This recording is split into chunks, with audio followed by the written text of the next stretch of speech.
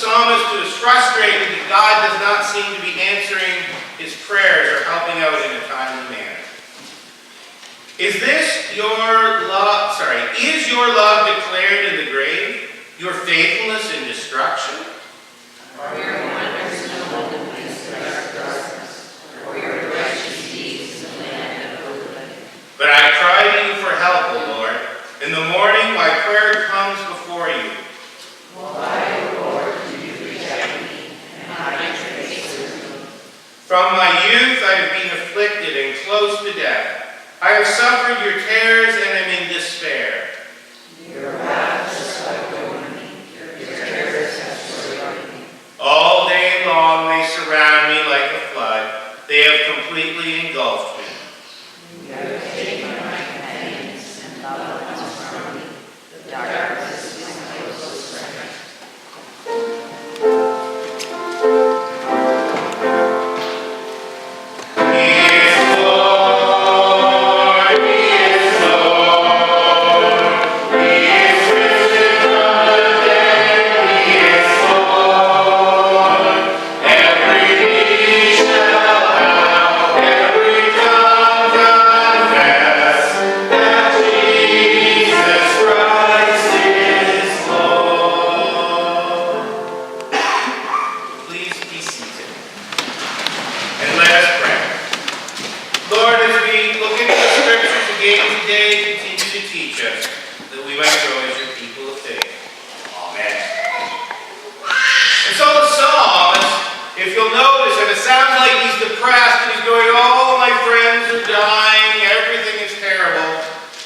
You're right.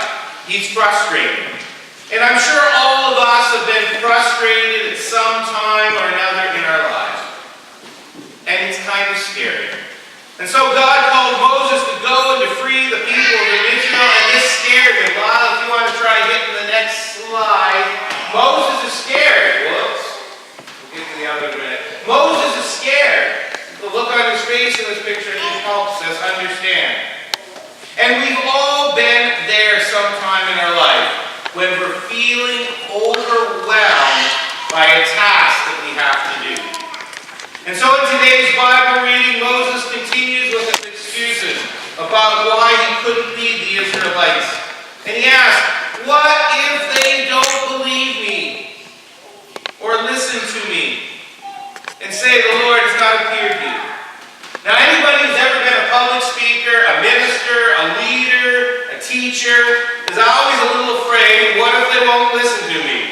And if they're JK and SK, they often don't listen to you, do they, Stephanie? Yeah. And how do you earn people's credibility? Well, it's a little challenging, but it's still true even with the JKs and SKs, is that we learn that when we listen to people who say, listen, if I'm going to be here at this time and they're there, if we find that what they say comes true, hey, if we do this, this will probably happen, and it happens most of the time, our credibility grows. And so it's important for us as people of God to try and be faithful and credible. And Moses was trying to convince the Israelites that he was worth listening to, and because of the press of time, God decided to give him signs. Lyle, if you want to hit the next slide. It's about where the staff was turned into a snake. Now, people say, well, staffs don't turn into snakes, Jim, and that's the point. I mean, it wouldn't be a sign if this happened all the time, and I don't know how God could do it, any more than I don't know how God could have a 90-year-old woman in Sarah give birth to Isaac. And then even the more amazing part, he said, now catch the snake by its tail. Anybody here ever tried to catch a snake by its tail? You think staff turning into a snake's a miracle? How about catching a snake? Those suckers are fast. And slimy, right? Anyway, somehow that happened. And he said, this is a sign. Maybe they'll believe you. And then he had to put his hand in with the skin condition. And then he had the first of the 10 plagues, pouring water out and it turning into blood. God gave Moses tools by which he could persuade his own people that God was actually talking to him. And so we can look for signs of God's activity in our world. When the federal government summer's job services grant asked us to sign a declaration. We were in support of having a certain political view on certain issues. I personally, and many of us at the board, we talked about it, were horrified that a government would require people to have a right politically view on controversial issues. So after discussing this in good conscience, we didn't sign the attestation. We didn't get the federal grant, which the year before did $18,000. If you don't think my stomach hurt last year when that happened, you weren't telling, I wasn't telling you the truth. It was scary. And yet we prayed, we did our best, we let people know the situation. We had our Pirates from Faraway Base fundraiser where we made over $5,000. Other people donated. And when all was said and done, as we reported in the annual report, when we took off our budgeted amount, it was only $4,600. And that is, I believe, amazing. And I would like to think about this as a sign of God's faithfulness to us for our summer camp program. And I think about it whenever I get frustrated and say, hey, Ryan's platelets aren't coming up yet. And maybe he will have to have a stem cell transplant. And so we will find ourselves in situations where life can get scary, but if we recognize that God is present and active, it can help. Now, I can't tell how God's going to be active, but if we look for activities, we can often see the right person coming at the right time. The problem is that there are always going to be people who won't believe it. I'll give you the next slide.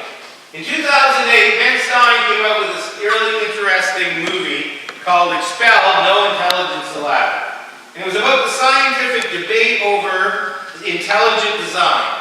Because there are a number of scientists who look at the DNA and RNA and the way our world works and the complexity and how it fits together to suggest that, hey, this could not be a mere accident.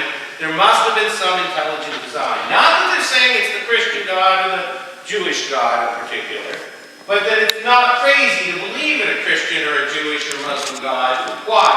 Because when you look at the complexity of the universe, it looks like it was created and fits together. And so in that movie, he interviews Richard Dawkins, who's one of these most famous atheists. And in the interview he had with Ben Stein, it's fascinating because I have the movie if you ever want to watch it. He actually goes so far as to say it's easier for him to believe that aliens seeded the earth than God created it.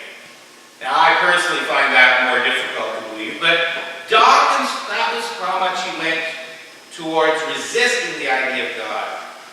So let's not be a priori against the idea of God creating or breaking into the world. Let's at least keep the door open. Not that we believe every crazy story we hear, we've got to be smart about it, but that it can be reasonable to believe that God has created the world and can break in. So let's be open to God's activities, and if something happens that we think might be a sign of God's activity, we should say it and name it because it'll encourage us, especially in those scary times. So Moses had God give him signs, but then Moses had another excuse. At the next slide, if you can there, Lyle. But I'm not eloquent, I have slow speech. Now this slide has a bunch about I'm not good enough and all that sort of thing. And basically that's what Moses is saying. I don't have the skills or the abilities to do this. It's too hard for me. Now how many of us have ever been facing a situation where you go, I don't think I'm up to facing this? Put your hand up, quick survey. I mean, virtually it's a universal experience. We all feel overwhelmed at some time in our lives. And we don't need to panic when that happens. It's normal. Not to minimize the fear that we often face, but to realize that it's normal to feel afraid, and what? That God understands this, and He loves us. So what did He say? Well, you can't speak, Moses? Well, who made people have the ability to speak? Or who gives them sight or makes them blind? Is it not I, the Lord? I will help you speak. I will teach you. Now go. The lesson is God wanted Moses to learn that he didn't have to be good enough on his own. And one of the part of the Christian gospel is as we face life, we're not alone. Last slide here, Lyle, this will be it for the rest of the sermon. We do not need to fear. Why? Because I am with you, Isaiah the prophet quotes it. Do not be dismayed, for I am your God. I will strengthen you and help you. The simple gospel, part of the gospel is that we are not alone. Why do people read the 23rd Psalm at all these funerals and all these situations in life? Because it says, the Lord is my shepherd, I shall not want. He makes me lie down in green pastures. He's with us as we walk through the valley of shadow of death. I will not fear, for his rod and his staff comfort me. The good news of Jesus Christ is that we have a loving God who will walk with us through life, and so we don't need to be terrified. If I thought that as we live in the 21st century, the largest decline in church attendance in the Western world, that I had to figure out how to deal with that and fix it on my own, I'd go be an accountant or something else. Now, Bert would know I don't have the skills of being an accountant. I tried that once at the co-op nursery school, and I will never do that again. I am not skilled to be a treasurer, but I could be something else. And the reality is, with Ryan's condition not getting better, it can get frustrating. Yes, most of his blood cells are going up, but his platelets aren't. And it can become easy to get frustrated and to get afraid. So what do? Well, we can look back over our lives and see, has God not been there for us? So for me, I go back to think about when I was 16 years of age and I was going to Haiti, and when the last money came in for the fundraising, it was the exact amount of money I needed. I think back about the story I told you a number of years ago about the time I said we need another canoe for our summer camp program. God, I have $300. I'll have a $300 canoe show up. And somehow at Sears Outlet Mall, of all places, I found a canoe. Or the time that my aunt, as I just told a couple weeks ago, was around when my dad's Parkinson's disease caused him to not recognize my mom for the first time, and she knew how to deal with it. Or how the barn fire that happened when I was in high school set the situation up for my brother's muscular dystrophy to be able to successfully farm, because now it's mostly electronic or on skid steers with mechanical stuff, so we can still farm.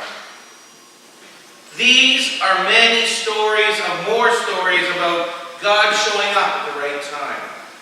And if we tell each other the stories from our own lives and we share each other's stories, we can give each other courage to not be afraid and, like Moses, be able to try and do things that we know we can't do alone. And yet, Moses was still afraid. Oh Lord, please send someone else to do it. Now at this point, if you've ever been a parent and you've asked your child to go wash the dishes or to go clean up his or her room, I'm sure we've all heard, I don't want to do it. Can't my brother do it? Can't my sister do it? And we've all probably gotten a little annoyed. Now, this kind of anger is not the kind of anger that goes, I'm going to kill you if you don't do it. It's the kind of anger that goes, if you don't learn to do these responsible things, you'll never succeed in life. And so what does God do? Well, how does his anger work out? What about your brother Aaron the Levite? I know he can speak well. And God compassionately provided Moses with someone he could see and touch and talk to help him have a person to travel along through the hard times of life with, so that he could have the courage to go and do it. And did he do it? Yes, he did.